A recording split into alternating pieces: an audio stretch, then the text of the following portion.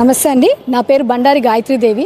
ఈరోజు Karimnagar municipal corporation పరిధిలోని 9వ division లోపల బీజేపీ అభ్యర్థిగా నేను ఇక్కడ బరిలో నిలబడడం జరిగింది. అయితే ఇది నా మొట్టమొదటిసారి నేను ఈ నామినేషన్ వేయడం అనేది జరిగింది. మా 9వ డివిజన్ ఏదైతే ఉందో జనరల్ మహిళా రిజర్వేషన్ ఇచ్చారు. సో ఆ మహిళా రిజర్వ్డ్ స్థానం లోపల ఒక మహిళగా చదువుకున్న ఉన్నత విద్యావంతురాలిగా, అలాగే స్థానిక సమస్యలపైన అవగాహన ఉన్న వ్యక్తిగా, 7 ఏళ్ల రాజకీయ అనుభవంతో అవగాహనతోటి ఈరోజు మేము బరిలోకి నిలబడుతున్నాము.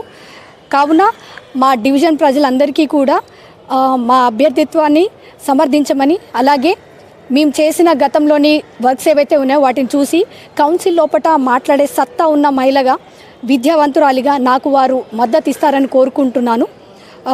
ప్రతి ఒక్క డివిజన్లో ఎక్కడైనా కానీ మహిళా రిజర్వ్ స్థానంలో నేను ఇదివరకు కూడా మాట్లాడాను, ఇప్పుడు కూడా చెప్తున్నాను. మహిళా రిజర్వ్ స్థానం ఏదైతే ఉందో అక్కడ మహిళలకు అవకాశం ఇవ్వండి.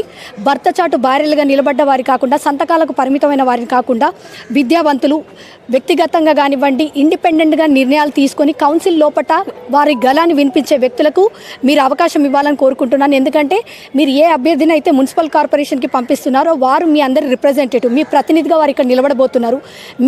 మీ యొక్క రాజకీయ అవగాహన ఏదైతే ఉంటుందో అదంతా కూడా మీరు ఎన్నుకున్న అభ్యర్థిని చూసే అర్థమైపోతుంది.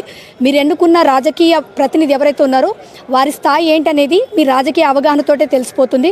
నేను ప్రతి ఒక్క ఓటర్ని కోరుకుంటున్నాను. పెద్దలు, యంగ్ ఓటర్స్ ఎవరైతే ఉన్నారో, ముఖ్యంగా చదువుకున్న వారు ప్రతి ఒక్కరు కూడా ఆలోచించి, విద్యావంతులు, రాజకీయ అవగాహన ఉన్న వ్యక్తులు, అలాగే గట్టిగా వారి గలాన్ని వినిపించి కౌన్సిల్లో మాట్లాడే సత్తా ఉన్న వ్యక్తులకు మీరు గెలిపించుకుంటారని నేను ఆశిస్తున్నాను.